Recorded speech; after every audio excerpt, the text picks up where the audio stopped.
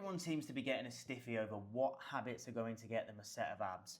10,000 steps, a high protein diet, tracking your calories. Now these are cool and they are absolutely correct, but we can do better than that. So in this video, I'm going to walk you through the 7 habits that you need to get to 10% body fat. The first is strategic calorie placement. I personally like to have a relatively even spread of calories across the day. This works well for me. But a number of my clients find that they're a lot more hungry in the evening time when they're sort of relaxing after work, Netflix is on, they find that they're a little bit hungrier, they're wanting to eat a bit more food, but they're not as hungry early on in the day. So it makes sense for us to go, okay, well, sound, let's put more food in the evening and less food earlier on in the day, and mold your calories in a way that works for you. So this might be something that you want to consider if you find you're more hungry in the evening. And the next is weekly calorie planning, and this is very similar to the last one in terms of strategically planning your calories when works best for you. So I'm currently in Vietnam and I like to go out on a weekend, have dinner, maybe have a couple beers. So I am strategic with where I place my calories on a Saturday. If I was on a lower amount of calories, I would take calories from Monday through to Friday and put them on Saturday. Luckily for me, I'm in a gaining phase. I'm on 3.2 thousand calories. So I just maneuver it on the day and put more later in the day and less a little bit earlier. But you can, like I said, take calories from other days and put on the days that you want to use them. Because if you consume the same amount of calories across the week, right, and all else is equal, your steps, your training, etc., then you're going to lose the same amount of fat no matter how you place those calories across the week. It's really important though that you notice I say calorie planning, not tracking. Because if you're tracking as you go, winging it and hoping for the best, you're currently in a really reactive state, and that's why you're not getting results.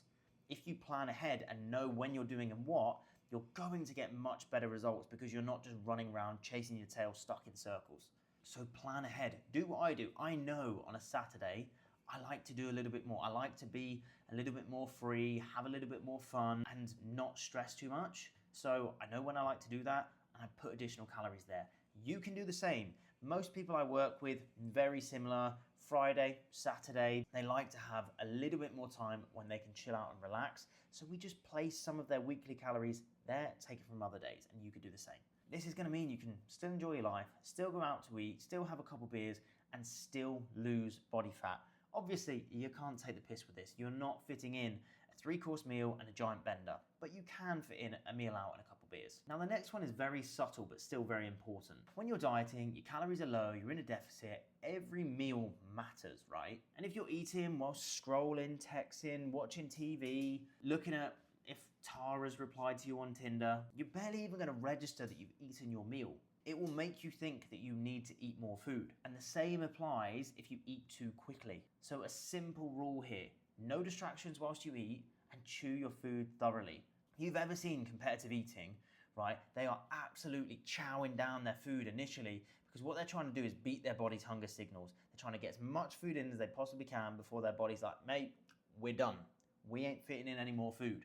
What we're trying to do whilst dieting is do the opposite. This is going to massively help you feel more full from your meal, feel fuller for longer, and the diet not suck as much. Now, shifting to training, there's one habit that allows me to get more out of my training whilst dieting. Because when calories are low, if you're not careful, your training performance can be affected, which is gonna mean you start to lose muscle. So instead of doing random workouts when I have time, with zero structure, I place my planned training sessions from my planned program when I have the most energy available. So typically 90 minutes to 2 hours after a meal.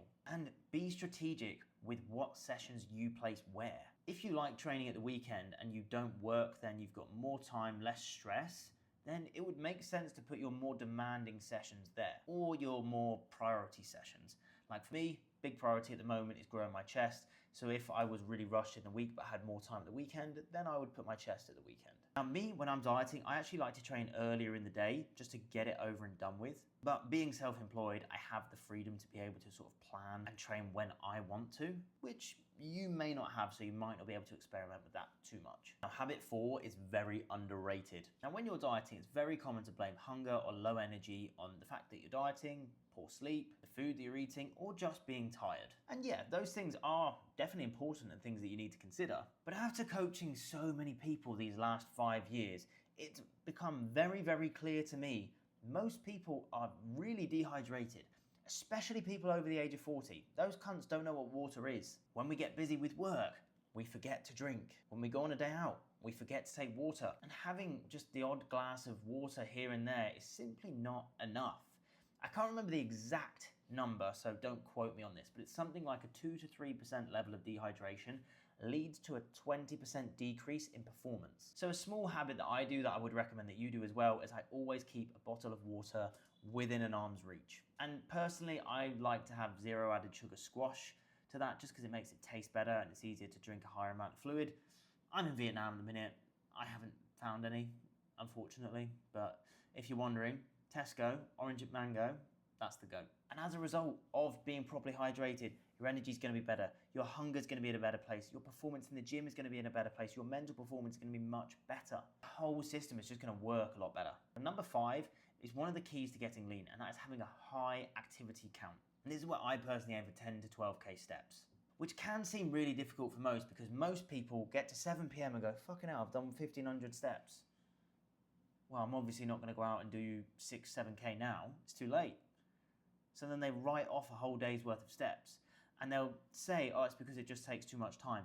It really doesn't take as much time as you think if you plan it properly and you do micro walks and take opportunities to move throughout the day. If you moved every hour for 5 minutes across an 8-hour period, that's like 3k steps without even going for a proper walk yet. Now, number 6, this is one that is incredibly important and has become even more important for me as of late, and that is your sleep.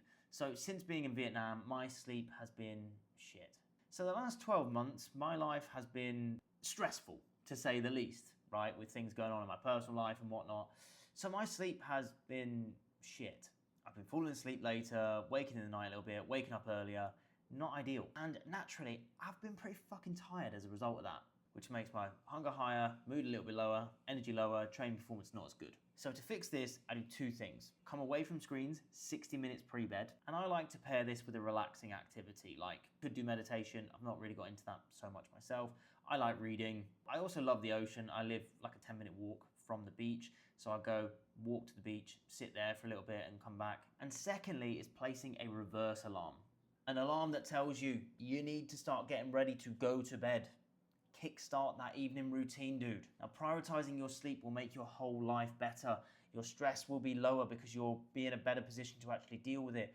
Your hunger will be better. Your energy, your mood. Did I say that already?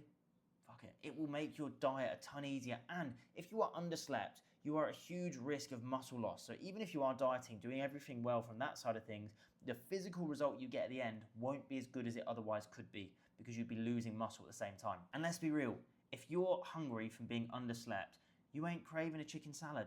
You want cookies, you want a burger, you want the fat, greasy shit. And now, one of my favorites that's been big for me and for my clients is whenever I'm faced with the decision to make, whether it's around my training, my sleep, my food, is I simply ask myself, is this going to move me closer or further away from my goal? It's a yes or no question.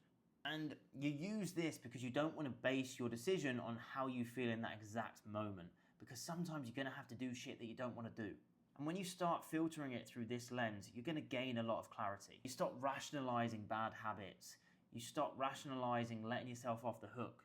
Because ultimately, getting to 10% body fat is a compound effect of you being consistent with these habits and your plan over a longer period of time. And every single time you put a tick in the box moves you closer to that goal and the person that you're going to become. What you need to appreciate is the physique that you have right now, the position that you're in, is a representation of all the decisions you have made up until this point.